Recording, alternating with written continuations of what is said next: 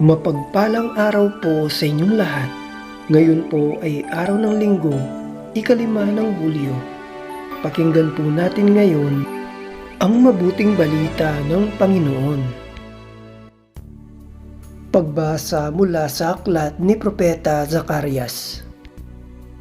Ito ang sinasabi ng Panginoon, Sion, magalak ka at magdiwang, umawit ng malakas, O Jerusalem, pagkat ang hari mo ay dumarating na, mapagwagi at mapagtagumpay. Mapagpakumbaba siya at nakasakay sa isang bisirong asno. Ipaalis niya ang mga karwahe sa Ephraim, gayon din ang mga kabayong pandigma ng Jerusalem. Babaliin niya ang mga panudla ng mandirigma at pairalin ang pagkakasundo ng lahat ng bansa. Ang hangganan ng kaharian niya ay dagat magkabila mula sa Euphrates hanggang dulo ng daigdig. Ang salita ng Diyos. Salamat sa Diyos. Salmong tugunan, Diyos ko at aking hari, pupurihin kitang lagi. Ang kadakilaan ng Diyos ko at hari, aking iahayag. Di ko titigilan magpakailanman ang magpasalamat. Aking pupurihin pasasalamatan siya araw-araw. Di ako titigil ng pasasalamat magpakailanman. Diyos ko at aking hari, pupurihin kitang lagi. Ang Panginoong Diyos ay puspos ng pag-ibig at lipos ng habag. Banayad magalit, ang pag-ibig niya ay hindi kumukupas. Siya ay mabuti at kahit kanino'y hindi nagtatangi.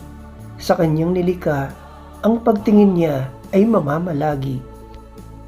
Diyos ko at aking hari, pupurihin kitang lagi. Magpupuring lahat sa iyo, O Poon, ang iyong nilalang. Lahat mong nilikha ay pupurihin ka't pasasalamatan. Babanggitin nilang tunay na dakila ang iyong kaharian. At ibabalitang tunay kang dakila't makapangyarihan. Diyos ko at aking hari, pupurihin kitang lagi. Di ka bibiguin sa mga pangako pagkat ang Diyos ay tapat. Ang kanyang ginawa kahit ano ito ay mabuting lahat. Siya ay tumutulong sa lahat ng tao na may suliranin. Iyong inaapi, inaalis niya sa pagkagupiling. Diyos ko at aking hari, pupurihin kitang lagi. Pagbasa mula sa sulat ni Apostol San Pablo sa mga taga-Roma. Mga kapatid, hindi na kayo namumuhay ayon sa laman kundi ayon sa Espiritu. Kung talagang nananahan sa inyo ang Espiritu ng Diyos. Kung ang Espiritu ni Kristo'y wala sa isang tao, hindi siya kay Kristo. Kung nananahan sa inyo ang Espiritu ng Diyos na siyang muling bumuhay kay Jesucristo, ang Diyos ding iyan ang magbibigay ng buhay sa inyong mga katawang mamamatay sa pamamagitan ng kanyang Espiritong nananahan sa inyo.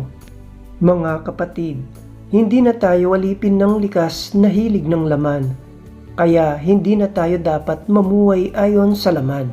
Sapagkat mamamatay kayo kung namumuhay kayo ayon sa laman, ngunit kung pinapatay ninyo sa pamamagitan ng Espiritu Santo ang mga gawa ng laman, mabubuhay kayo. Ang salita ng Diyos. Salamat sa Diyos. Aleluya, aleluya, papuri sa Diyos Ama, pagkat ipinahayag niya, hari siya ng mga aba. Aleluya, aleluya. Ang mabuting balita ng Panginoon ayon kay San Mateo. Noong panahong iyon, sinabi ni Jesus, pinasasalamatan kita, Ama, Panginoon ng langit at lupa, sapagkat inilihim mo ang mga bagay nito sa marurunong at matatalino at inihayag sa mga may kaloobang tulad ng sa bata. Oo, Ama, sapagkat gayon ang ikinalulugod mo. Ibinigay sa akin ng aking Ama ang lahat ng bagay. Walang nakakikilala sa anak kundi ang Ama, at walang nakakikilala sa Ama kundi ang anak at iyong marapating pagpahayagan ng anak. Lumapit kayo sa akin, kayong lahat na napapagal at nabibigatan sa inyong pasanin, at kayo'y pagpapahingayin ko. Pasanin ninyo ang aking pamatok, at mag-aral kayo sa akin.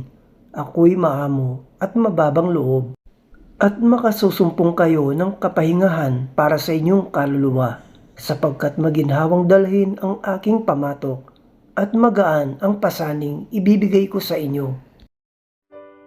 Ang mabuting balita ng Panginoon.